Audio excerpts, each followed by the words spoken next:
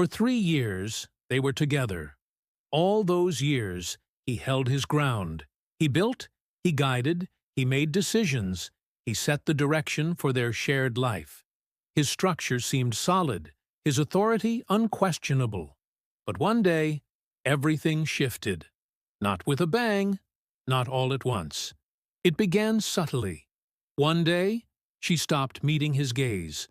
Her smile grew forced, her movements distant. From that moment, the script of their relationship changed hands. He was no longer the one writing the lines. She began dictating the rhythm.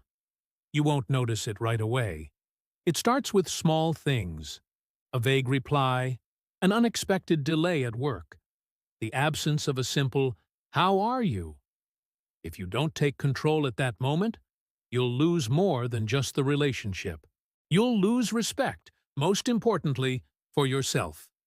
This isn't a story about trying to win her back or pleading with her. It's about how to walk away the right way, how to rebuild yourself, and how to become a man who is never abandoned again.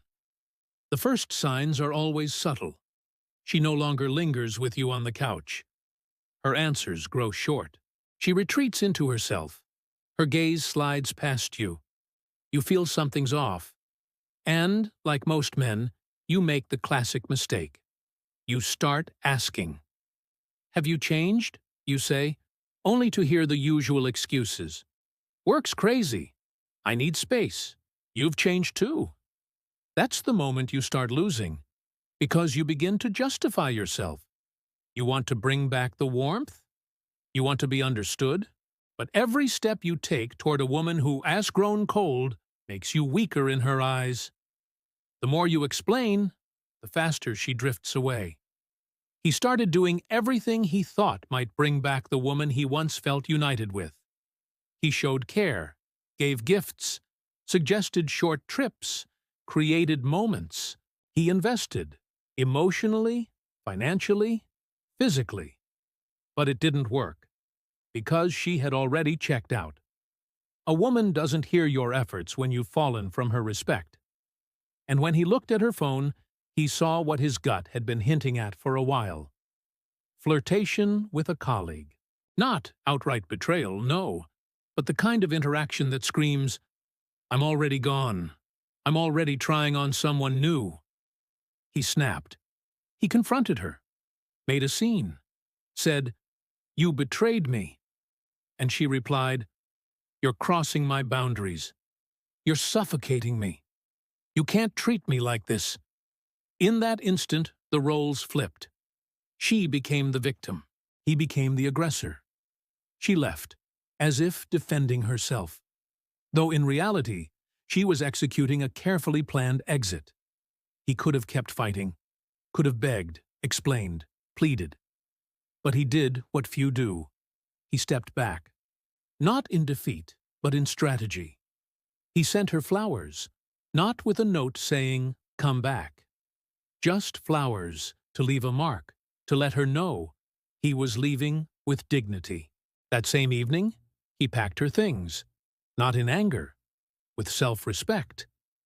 He cleared the apartment of her presence, calmly, methodically, put everything in a suitcase, removed every item tied to her. And when she arrived, he said nothing. She stepped into a space where she no longer belonged, where there was no blame, no weakness, only order and coldness. Then came the calls, then the messages, from aggression to confusion. "Are you serious? You're really ending it like this? After everything?" But he didn't respond, because he knew this wasn't regret. It was shock at losing control. She thought he'd cling. Instead, he vanished. And that silence became his loudest answer. A strong man consciously refuses to fight battles where the outcome is already against him, where his energy would be wasted. He doesn't argue, because he knows. The one who explains is already on the defensive. He doesn't try to convince, because respect can't be begged. It's either felt or it isn't. He doesn't stay to play it out to the end. He leaves before they can finish him off. But his departure isn't a retreat, not an emotional breakdown, not bitterness. It's a choice. Cold, calculated, strategic. He doesn't leave into nothingness, but into growth, into discipline that restores his strength, into focus, where every minute works for him, into silence, where he hears himself. This isn't running away. It's a return to his own foundation, to a position where he becomes the master of his life again. He no longer watches her life through a phone screen, doesn't check when she was last online, doesn't track updates on social media, doesn't guess who she's with or what she feels. He's out of that game. He knows if she truly wants to come back, she'll make the move. Directly, consciously, without manipulation. But even if she doesn't, he hasn't lost. Because he's moving forward, without looking back. He doesn't pause. He doesn't wait for an ending. He reclaimed his respect, not through her reaction, not through her acknowledgement, not through her return, but through deep inner work, where each day became a step toward the real him, the version that no longer depends on someone else's choice. When she reaches out, it no longer carries the old weight. He reads, but doesn't cling. He hears her voice, but without expectation. He doesn't react to the first impulse, because he's not hungry for it. Because now, his greatest value isn't her, it's his own life. You've heard me talk about how women will run back to the man who doesn't chase them, the man they can't quite get. It's a concept many of you have put to good use, drawing women like moths to a flame. But today, we're looking at it from the opposite angle. What happens when the tables turn? When it's you who finds yourself drawn back to a woman after letting her go? Is the same principle applicable? Can you use the no-chase tactic when you're the one chasing her? Before we delve into the psychology of why you might want her back, how to approach it, and the pitfalls to avoid, let's first understand the 4 scenarios where you should never try to win her back. Scenario 1, you've let her go once.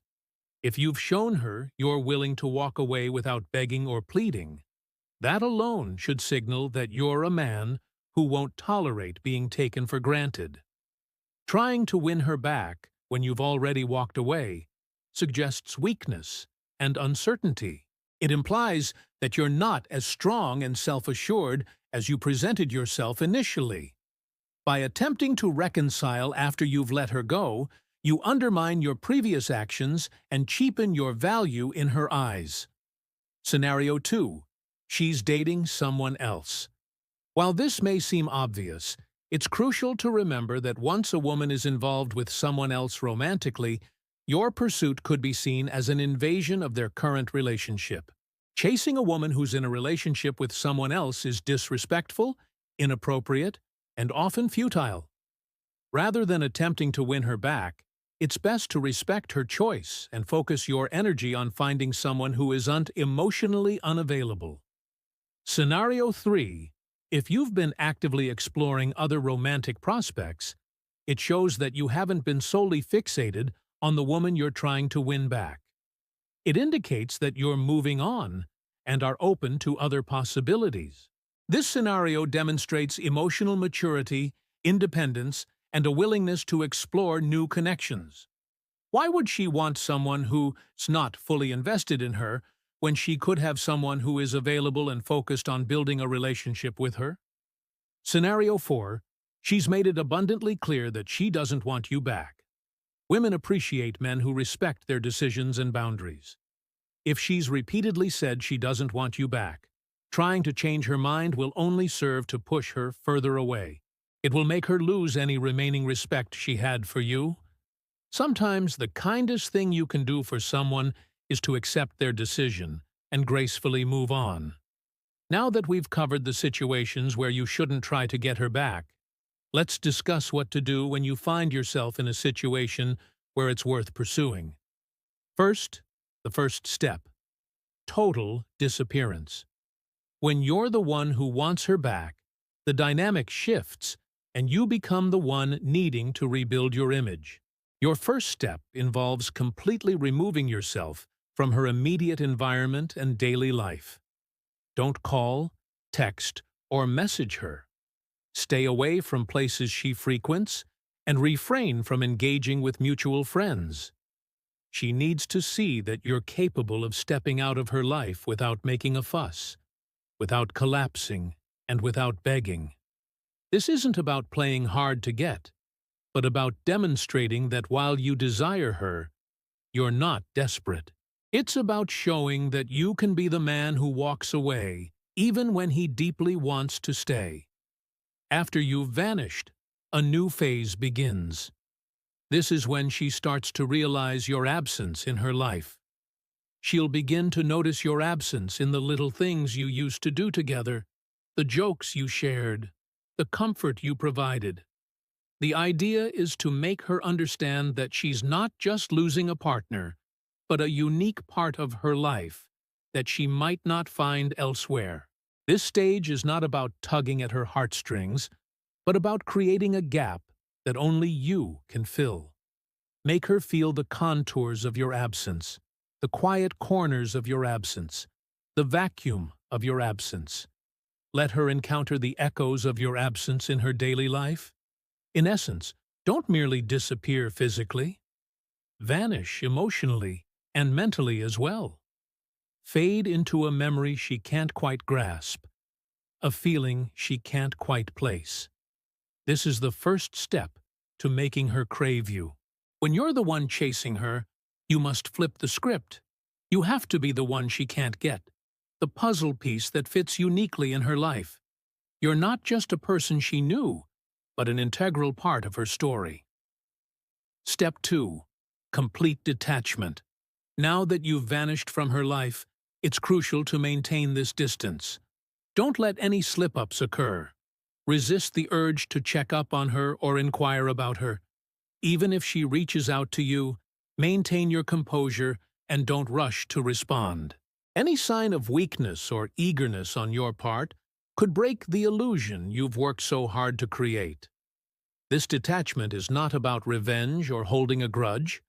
It's about giving her space to miss you without knowing exactly why she misses you. It's okay to stop answering her calls or responding to her texts. If she asks why, simply state that you need time to sort out your feelings. This is your opportunity to show her that you're a man of depth and complexity, not someone whose life revolves around her. Step 3. The art of the soft opening. At this stage, you've vanished, detached, and created a void in her life. She's started to feel your absence, and you're ready to reintroduce yourself, not with the intensity of a blazing fire, but with the warmth of a flickering candle. This is your chance to make her miss you without directly reaching out to her.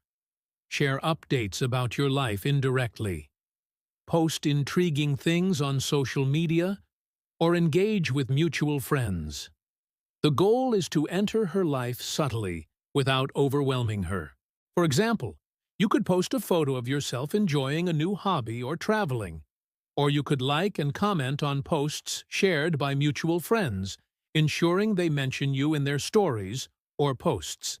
This strategy allows you to showcase your personal growth and new experiences without directly confronting her.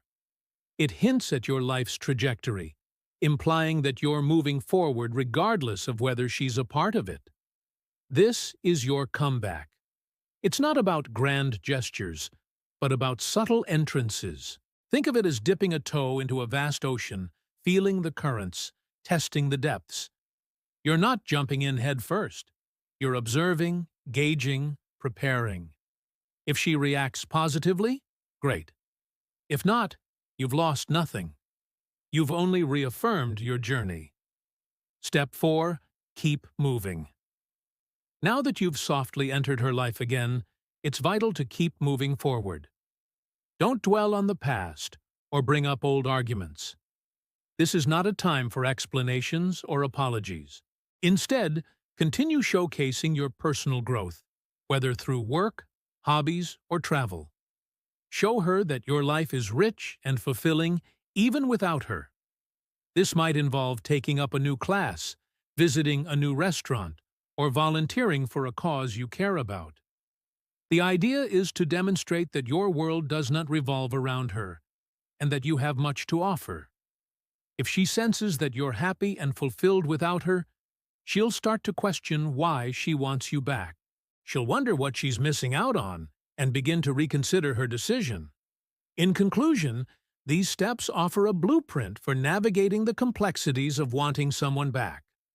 Remember, though, each situation is unique, and there's no guaranteed success in any of these tactics. The key is to approach such scenarios with respect, maturity, and a readiness to accept whatever outcome comes your way. Whether she returns to you or not, these steps will help you maintain your dignity, respect, and self-worth throughout the process.